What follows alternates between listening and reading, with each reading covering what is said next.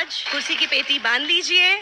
हम take off के लिए तैयार हैं। हमारा प्लेन रनवे पे आ गया है। Band, are we ready? Okay, let's go everyone. पहला कंटेस्टेंट आ जाइए।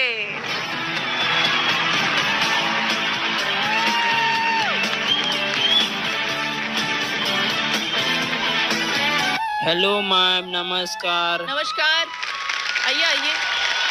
नेहा मैडम जी प्रणाम। प्रणाम।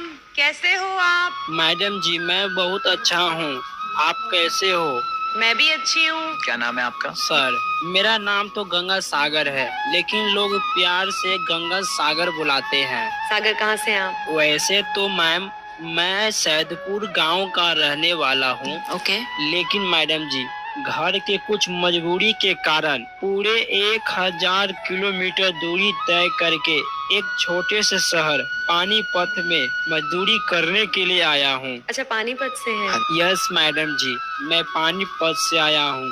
लेकिन मैडम जी मेरे घर वाले बहुत गरीब हैं, तो मैं यहाँ मजदूरी करके अपने घर परिवार का पालन पोषण करता हूँ। आप सीखते हैं म्यूजिक? यस मैडम जी, मैं म्यूजिक सीखता था लेकिन 2 साल पहले, लेकिन अब नहीं सीखता हूँ। क्यों ऐसा क्यों? क्योंकि सर मेरे घर की स्थिति बहुत ही खराब हो गई थी, और सर हमारे घर में इतनी गरीबी थी कि हमारे घर में खाने का एक दाना नहीं था, और ना ही मैं खुद खा सकूं और ना ही मैं अपने माँ बाप को खिला सकूं।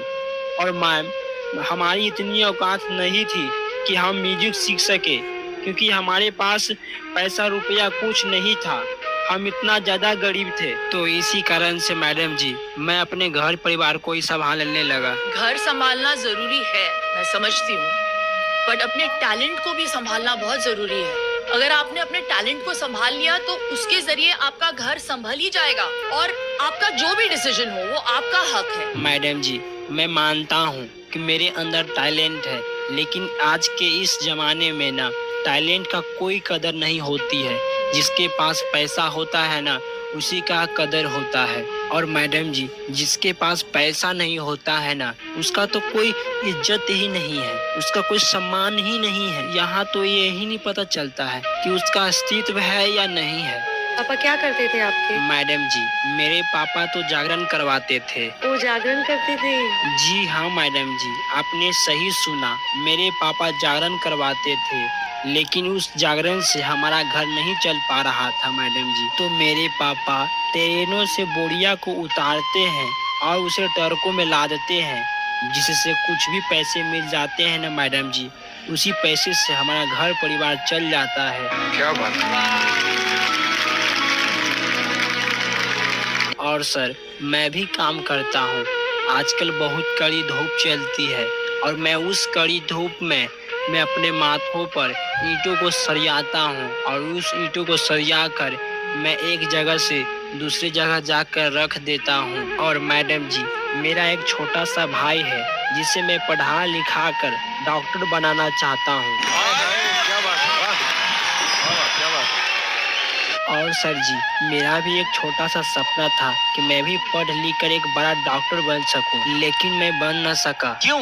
क्योंकि सर मैं ठहरा घर का बड़ा बेटा, और घर का जितना भी जिम्मेवारी था मुझ पर ही आ गई थी, और गरीबी ने मुझे इतना बड़ा मजबूर कर दिया था कि ये सब मुझे छोड़ना पड़ा।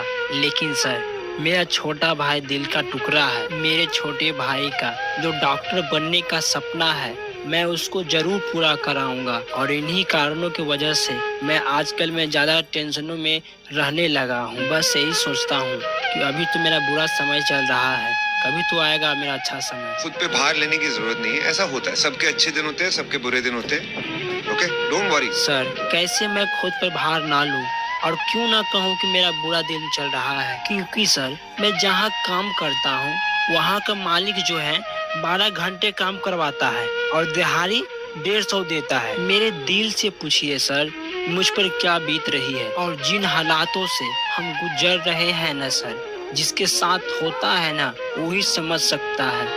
ये सिर्फ वही बता सकता है जिसके साथ ये हादसा होता है। चलिए छोड़िए सर, मेरा एक छोटा सा सपना है, बस वही पूरा हो जाए, बस यही मैं चाहता हूँ। आपका जो सपना है, अगर आप सच्ची मन से देखते हैं वो सपना और आप उतने काबिल हैं वो सपना देखने के, तो डेफिनेटली हम आपको आगे लेके जाएंगे, ये पक्का वादा है। अगर आप डिजर्व करते हैं तो क्या गाना गाने वाले? मैडम जी, आज मैं एक ऐसा गाना गाऊंगा जिसे सुनकर लोगों के आंखों में आंसू आ जाएगा। Thank you for coming, all the best. हाँ तो दोस्तों, मैं आपका दोस्त चंदन दीवाना, आइए ये बहुत सुंदर चेतावनी भजन मैं आप सभी लोगों के मध्य में रख रहा हूँ। जैसा कि आप सभी लोग जानते हैं कि इस कलयुग में जितना महत्व पैसे को दिया जाता है, उतना अपने रिश्तों को नहीं दिया जाता।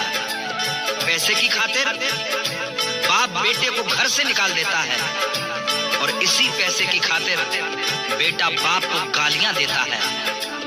इसी पैसे की खातिर भाई भाई में गोली मार देता है और इसी पैसे की खातिर यार यार को मरवा देता है।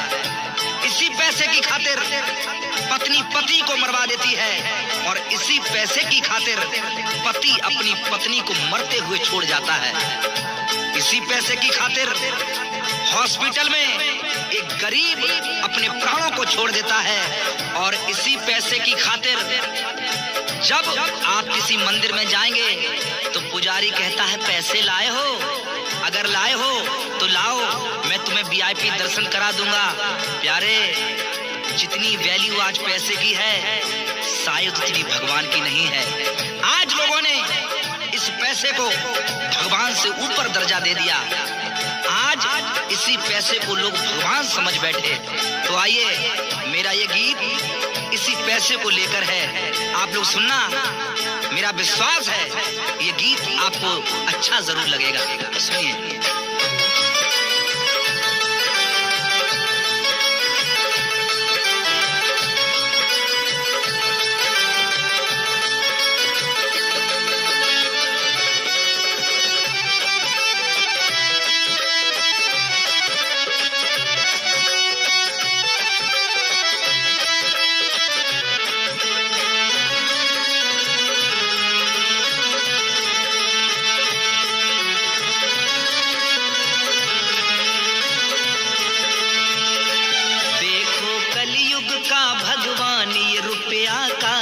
का देखो, कलयुग का भगवान ये पैसा कागज का। देखो कलयुग का भगवान ये पैसा कागज का। देखो कलयुग का भगवान ये पैसा कागज का। हिंदू है ना मुसलमान ये रुपया कागज का। हिंदू है ना मुसलमान ये रुपया कागज का। देखो कलयुग का भगवान रुपया कागज का। देखो कलयुग का भगवान रुपया कागज का।